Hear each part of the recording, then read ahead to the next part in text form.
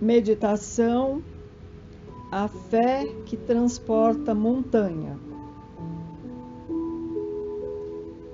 Temos de convir que a resistência do incrédulo se deve menos a ele do que à forma com a qual as coisas lhe são apresentadas.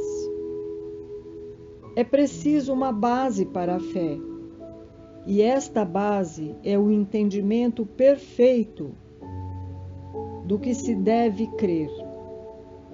Para crer, não basta ver, é necessário, sobretudo, compreender. A fé cega, ela não pertence mais a este século. Ora, e é precisamente o dogma da fé cega que faz hoje o maior contingente de incrédulos, pois ela é imposta e exige que se abdique de uma das mais preciosas prerrogativas do homem, o raciocínio e o livre-arbítrio. É precisamente contra esta fé que se levanta o incrédulo. E dela é que se pode dizer com verdade que a fé não se prescreve. A fé é o sentimento inato do homem sobre o seu destino. É a consciência que tem das faculdades imensas, cujo germe foi depositado nele, inicialmente no estado latente, e deve fazer eclodir e crescer pela sua vontade. Quase sempre ligamos a fé a um ato mágico, encantado, sem nenhum esforço, sem nenhum trabalho, sem labor nenhum.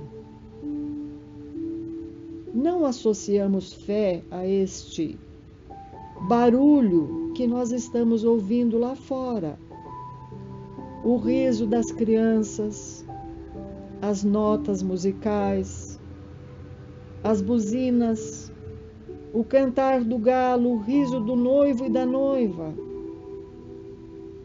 o êxtase dos fiéis ao encontrarem o Divino Espírito Santo, as palmas e os louvores, enfim, os sons da vida, os ruídos da matéria vivida.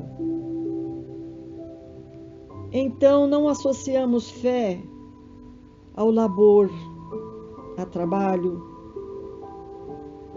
A fé se nos transfigura como um passe de mágica, como se estendendo a mão no ar e o copo de água está,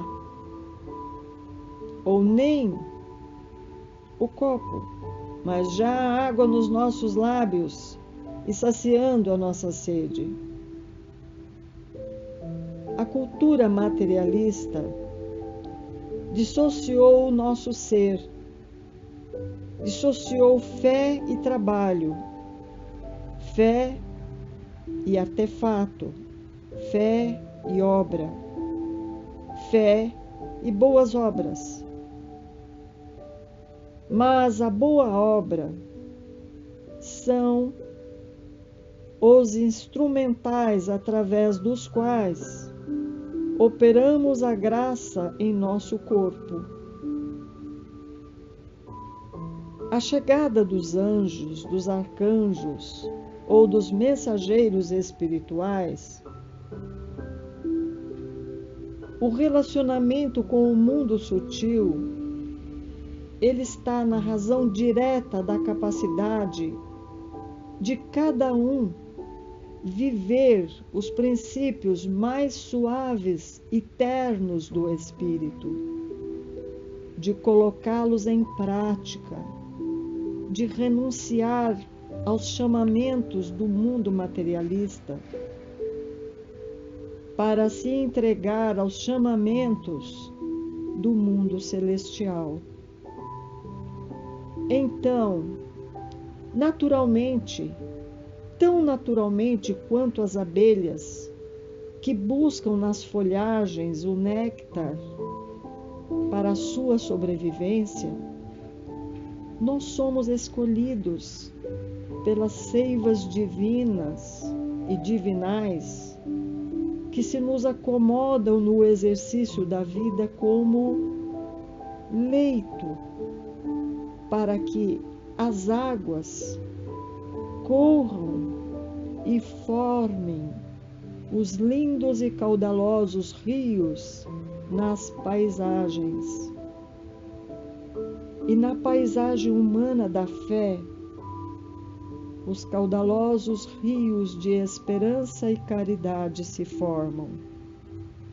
A fé, para que ela seja proveitosa, ela tem que ser ativa e não sonolenta. A fé é mãe de todas as virtudes que conduzem a Deus. Ela deve velar ativamente pelo desenvolvimento das filhas que cria. A esperança e a caridade são uma consequência da fé. A teologia espírita, referendando a fé como ato da vontade, está como ação carregada de magnetismo, e magnetismo como ondas que podem ser aferidas, matéria sutil que pode ser medida, nos faz encontrar neste axioma a vertente empírica da fé, ou seja, a fé traduzida em sua expressão natural ou da natureza e, portanto, divina, pois toda a criação é de ordem divina, é obra de Deus. Assim, na dimensão da fé, temos o ponto de unidade entre o homem e o divino. Se por um lado há milagres, graças e dádivas por outros, há esforço, há semeadura, está presente a instância humana. Quando Jesus se dirigia ao povo, um homem se aproximou dele, ajoelhando-se aos seus pés, disse-lhe: Senhor, tem piedade do meu filho que está lunático, sofre muito e frequentemente cai, ora no fogo, ora na água. Apresentei-o a vossos discípulos, mas eles não puderam curá-lo. E Jesus respondeu ao homem, dizendo: Ó raça incrédula, até quando estarei convosco? Até quando terei eu de vos suportar? Tragam-me aqui esta criança. Então, Jesus, tendo ameaçado o mal que afligia aquela criança e ordenado que saísse da criança, essa criança foi curada imediatamente, no mesmo instante. Então, os discípulos vieram a ele, em particular, e lhes disseram: Senhor, por que nós mesmos não pudemos tirar esse demônio? E Jesus lhes respondeu: É por causa da vossa pouca fé. Pois eu vos digo Em verdade que se vocês tivessem fé como um grão de mostarda, diriam a esta montanha: transporta-te daqui para lá, e ela se transportaria, e nada vos seria impossível. Relato em Mateus capítulo 17. Em seu sentido explícito, é certo que a confiança em suas próprias forças torna alguém capaz de executar coisas materiais que não poderiam ser feitas quando se duvida de si próprio. Aqui, porém, é unicamente no sentido moral que se deve interpretar estas palavras.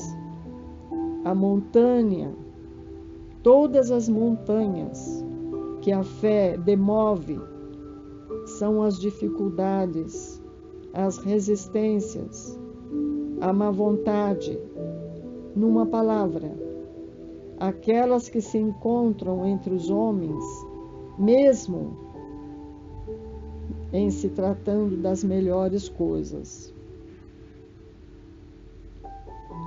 A cura do homem lunático representa a fé nascida de um relacionamento maduro, profundo com as esferas divinas.